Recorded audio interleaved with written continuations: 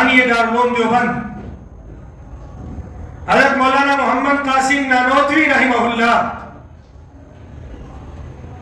جنہوں نے انگریز کی آنکھوں میں آنکھیں ڈال کر آزادی، حریت اور جذبہ جہاد کو بیدار کیا، جنہوں نے جیل کاٹی، جنہوں نے جہاد کیا، بر صغیر سے انگریز کے خاتمے اور بر صغیر سے ان ناپاک قدموں کو ہمیشہ کے لیے ختم کرنے کی سعی اور کوشش کی، جنہوں نے دارالعلوم دیوبند کی بنیاد رکھی اور اس دارالعلوم دیوبند کی بنیاد جو کہ پورے بر صغیر بلکہ پوری دنیا میں اسلام کا تشخص، اہل دین کی پہچان، علم کی وراثت، تصوف و سلوک کو گویا اس دور میں زندہ کرنے والی درسگاہ قائم کی، اس مرد قلندر کا نام قاسم نانوتوی ہے۔ دارالعلوم دیوبند کے بانی حضرت مولانا محمد قاسم نانوتوی رحمہ اللہ جب حج کے ارادے سے مکہ المکرمہ پہنچے، جوتے اتار دیے۔ ساتھیوں نے پوچھا حضرت یہ کیا؟ فرمایا یہ وہ شہر ہے جہاں میرے نبی نے قدم رکھے، یہ وہ شہر ہے جہاں میرے نبی کے قدم لگے، شیخین کریمین صحابہ کرام رضوان اللہ علیہم اجمعین کے قدم مبارک لگے۔ میں یہ جرت بھلا کیسے کر سکتا ہوں کہ اس شہر میں جوتے پہن کر چلوں، نہ معلوم کس جگہ پر میرے نبی کے مبارک قدم لگے ہوں اور گستاخی ہو جائے۔ اتنا ادب مدینہ منورہ کے ان، آپ ذرا سوچئے ابھی 1447 یا 48 ہجری گزر رہا ہے اور آپ کی ولادت 1229 یا 27 کو ہوئی، یعنی 1300 سے پہلے آپ حج کے لیے گئے۔ اس دور میں حج کا سفر یہاں سے وہاں تک کتنا مشکل ترین سفر، اور وہاں پہنچنے کے بعد آج کی طرح ٹائلیں نہیں، آج کی طرح اے سی اور ٹھنڈک پہنچانے والے ذرائع نہیں، سخت سنگلاخ پہاڑ ہیں، ریتلی زمین ہے اور اوپر سے شدت کی گرمی ہے، دھوپ کی تپش ہے، لیکن اس کے باوجود جوتے نہیں پہنتے کہ میرے نبی کے قدم نہ لگے ہوں۔ جہاں میرے نبی کے قدم لگے ہوئے وہاں اگر میرے جوتے آگے تو یہ گستاخی میں شمار۔ ان کا ادب تھا۔ ہمارے اسلاف، ہمارے بزرگوں نے ہمیں ادب سکھایا۔ آج بھی جب ہم مکہ المکرمہ سے مدینہ المنورہ کی طرف سفر کرتے ہیں تو یقیناً دل کی کیفیت اور دل کے جذبات وہ ایسے ہوتے ہیں کہ بیان سے باہر۔ انسان یوں سوچتا ہے کہ میں اس نبی کی بارگاہ میں اور اس نبی کے دربار میں، اس نبی کی خدمت میں جا رہا ہوں جو سارے نبیوں کا سردار، سارے نبیوں کا امام، سارے نبیوں سے اعلیٰ اور اشرف، سارے نبیوں سے اونچا اور بلند، جو اللہ کے بعد اس کائنات میں سب سے اعلیٰ ہے، سب سے عرفہ ہے، اس نبی کے دربار میں جا رہا ہوں جس نبی کی وجہ سے اللہ نے اس کائنات کو وجود دیا۔ اس نبی کی بارگاہ میں جا رہا ہوں جس نبی کی وجہ سے ہمیں قرآن ملا، ہمیں دین ملا، ہمیں اسلام ملا، جو رحمت للعالمین ہے، جو وجہ کائنات ہے، جو تخلیق وجہ کائنات ہے۔ میں اس نبی کے دربار میں جا رہا ہوں، مجھ سے کوئی ایسی بے ادبی نہ ہو جائے، اس لیے آنکھیں نم ہوتی ہیں، دل مضطرب ہوتا ہے، کیفیت بے چین اور بے قرار ہوتی ہے، اور انسان کی زبان سے درود و سلام کے نذرانے جاری ہو جاتے ہیں۔ انسان جب مکہ المکرمہ سے مدینہ پاک کی طرف سفر کرتا ہے، جیسے جیسے مدینہ پاک کی وادی اور وہ شہر جو پہلے یثرب تھا، جو پہلے یثرب کے نام سے مشہور تھا،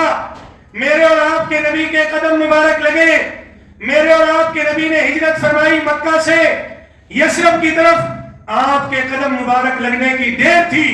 جیسے مکہ سے مکہ بنا ایسے ہی یثرب سے مدینہ بن گیا۔ زور سے کہہ سبحان اللہ۔ ایسے ہی مدینہ بن گیا، بلکہ مدینہ النبی بن گیا، مدینہ الرسول بن گیا، اور وہ شہر سارے شہروں سے اعلیٰ، سارے شہروں سے عرفہ اور ساری کائنات میں سب سے اونچا بن گیا، جس کی عظمت، جس کی محبت اور جس کی وقت میں اور آپ اپنے دل میں لیے ہزاروں لاکھوں روپے خرچ کر کے وہاں جاتے ہیں، اور وہ شہر جہاں میرے اور آپ کے نبی کے قدم مبارک لگے، جو یثرب سے مدینہ الرسول بنا، مدینہ النبی بنا، مدینہ المنورہ بنا، وہ شہر جس کے بارے میں میرے اور آپ کے نبی نے فرمایا کہ مدینہ کی طرف ایمان ایسے تیزی سے آتا ہے جیسے سانپ اپنے بل کی طرف تیزی کے ساتھ جاتا ہے، ایسے ہی مدینہ کی طرف ایمان تیزی کے ساتھ آتا ہے، جس کے بارے میں میرے اور آپ کے نبی نے فرمایا مدینہ کی مٹی سے جو محبت کرتا ہے اس مٹی میں بھی اس کو شفا ملتی ہے۔ مدینہ کی مٹی میں میرے اور آپ کے نبی نے فرمایا شفا ہے، اور میرے اور آپ کے نبی نے فرمایا جو مدینہ المنورہ کی سختی، تکلیف، مصیبت کوئی آ جائے اس پر صبر کر لے، کل قیامت والے دن میں اس کے لیے سفارشی بنوں گا اور اس کے ایمان کی گواہی دوں گا، اس کے ایمان کی گواہی دوں گا۔ یہ وہ مدینہ پاک ہے، یہ وہ مدینہ النبی ہے، یہ وہ مدینہ الرسول ہے، یہ وہ شہر مدینہ ہے جس کے بارے میں ہمارا ایمان ہے کہ اس کائنات میں سب سے اونچی، سب سے اعلیٰ، سب سے اشرف اگر کوئی جگہ ہے وہ روضہ رسول ہے، اس لیے کہ میرے اور آپ کے نبی نے ارشاد فرمایا ما بین بیتی و منبری روضۃ من ریاض الجنہ، جو میرے گھر اور میرے منبر تک جگہ ہے یہ ساری کی ساری جنت کا باغ ہے۔ یہ کیا ہے؟ جنت کا باغ۔ گویا جس نے دنیا میں اگر جنت کی زمین اور جنت کی جگہ دیکھنی ہو تو وہ ریاض الجنہ چلا جائے، گویا وہ جنت میں چلا گیا۔ وہ کہاں چلا گیا؟ جنت میں چلا گیا۔ اور میرے اور آپ کے نبی نے یہاں تک ارشاد فرمایا احد پہاڑ بظاہر ایک پہاڑ ہے، لیکن میرے اور آپ کے نبی نے فرمایا ہم احد پہاڑ سے محبت کرتے ہیں اور احد پہاڑ ہم سے محبت کرتا ہے۔ یہ میرے اور آپ کے نبی کی تعلیمات ہیں۔ ادب سکھایا ہے، ادب سکھایا ہے، اور ظاہر ہے جب انسان اپنے نبی کے اس شہر، جس شہر میں میرے اور آپ کے نبی نے 10 سال گزارے، جس شہر میں میرے اور آپ کے نبی نے مدرسہ قائم کیا صفہ کے چبوترے پر، اور اصحاب الصفہ کے نام سے آج بھی وہ جگہ موجود ہے جو قدمین شریفین کی طرف ایک چبوترا موجود ہے، جہاں میرے اور آپ کے نبی نے مدینہ پاک میں جانے کے بعد سب سے پہلے تعلیمی درسگاہ قائم کی۔ وہ مدرسہ تھا، وہ ایک تعلیمی درسگاہ تھی جس کو صفہ کا چبوترا کہا جاتا ہے، جہاں پہ صحابہ کرام تشریف لاتے اور میرے اور آپ کے نبی کے سامنے ذانب تلمذ اختیار کرتے اور بیٹھ کر میرے اور آپ کے نبی سے تعلیمات حاصل کرتے، اور اس کی وجہ سے پھر وہ محدث بنے، جیسے حضرت ابو ہریرہ جس کی تعلیم کی وجہ سے وہ مفسر بنے، جیسے عبداللہ بن عباس رضی اللہ تعالیٰ عنہ، اور بڑے بڑے فقیہ بنے جن میں حضرت عبداللہ بن مسعود رضی اللہ تعالیٰ عنہ جیسے ہیں۔ یہ وہ مدینہ پاک ہے جس کے سب سے پہلے معلم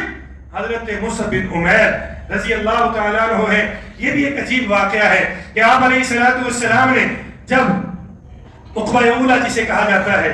آپ علیہ السلام نے سب سے پہلے مکہ سے آنے والوں کو مینا کے پاس جا کر،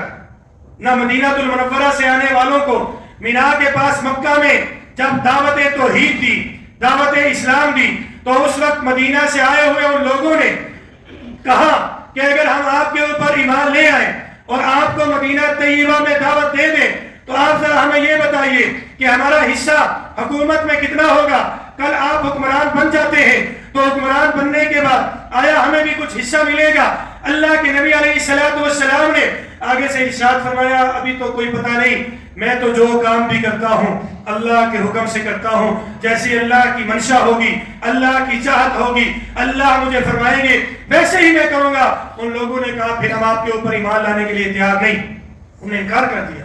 آپ علیہ السلام آگے تشریف لے گئے. دوسرے مقام پہ وہاں کچھ نوجوان بیٹھے ہوئے تھے. آپ علیہ السلام نے وہاں جا کر دعوت دی، انہوں نے بھی آگے سے یہی بات کی. تیسری جگہ جب جناب ابوبکر صدیق نے دیکھا آپ کے جاننے والوں میں ایک وہاں بیٹھا ہوا ہے جو مدینہ المنورہ سے ہجرت کر کے یہاں مکہ میں آیا ہے، حج کی رات سے آیا ہے اور مینا کے اس مقام پر موجود ہے، تو حضرت ابوبکر صدیق نے کہا یا رسول اللہ یہ میرا جاننے والا ہے. جا کر اسے سلام کیا، اس کے پاس بیٹھے. آپ علیہ السلام نے فرمایا کیا میں آپ کے پاس بیٹھ سکتا ہوں؟ انہوں نے کہا جی بیٹھ سکتے ہیں. کہا میں آپ سے ملاقات کر سکتا ہوں؟ اس نے کہا جی کر سکتے ہیں. آپ علیہ السلام نے فرمایا پھر سنو، مجھے اللہ نے اپنا نبی اور رسول بنا کر بھیجا ہے اور مجھے توحید کا پیغام دے کر بھیجا ہے، لہذا میں تمہیں دعوت توحید دیتا ہوں، دعوت اسلام دیتا ہوں. حضرت ابوبکر صدیق نے فوراً اسے کہا یاد رکھو میرا بچپن، میرا لڑکپن، میری جوانی اور آج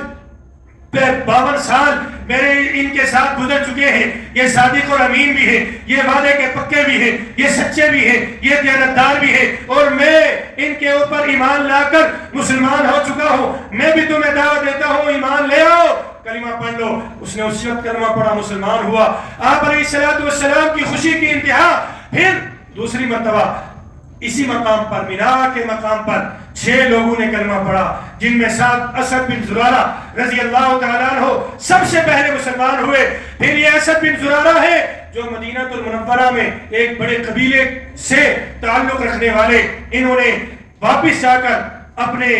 قبیلے میں دعوت چلائی. اگلے سال یہ 6 کی بجائے 12 آئے. ان 12 نے اسلام